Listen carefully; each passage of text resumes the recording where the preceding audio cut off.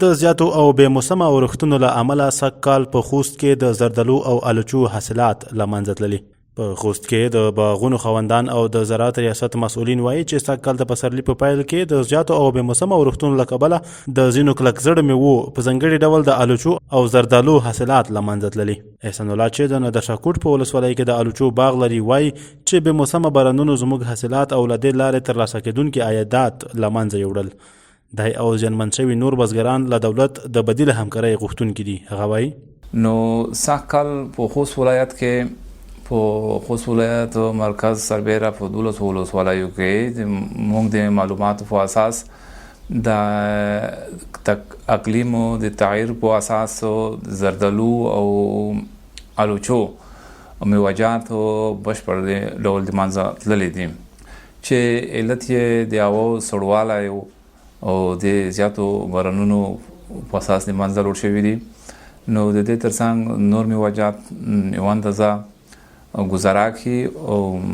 زموږ خواوشا او باغونو کې او املوک او ستروس خاندان مالټې او داسې شفتالو او دغه حاصلاتو منفي اغېزه نه ده کړې. د خوست کرنې او اوبو لګولو د ریاست د باغدارۍ مسؤل ولی نور وایي موږ کوشش کوو چې د دهقانانو احصایه راټوله کړو او په خپل وخت د دوی ستونزو ته او د دوی مشکلاتو ته او د دوی اقتصادي ته ورزونه ورسوو او د دې بدیل همکاري وکړو. داسې ټاکلی هغه خو نشته خو موږ ډېر زیاتو زموږ باغونه اوس په نوي بڼه جوړ شوي دي او اکثره دغه عصري باغونه چې متراکم باغونه ورته وایو او نوي په حاصل راغلي دي. نو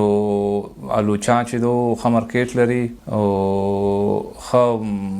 په خوست کې ښه توافق کوي. د ونې دا چې وروستي 3-4 کاله د ژمي ورښتونو ته ورته یخ او دوامدار ورښتونه د پسرلي په پیل کې ورېږي چې پخوا داسې څه نه و شوي او شاید دا د نړیوال اقلیم د بدلون اغیزې وي او که رښتیا هم دا د نړیواله تودوخې اغیزې وي شاید په راتلونکي کې د اقلیمي بدلون نور لوی اغیز هم تجربه کړو.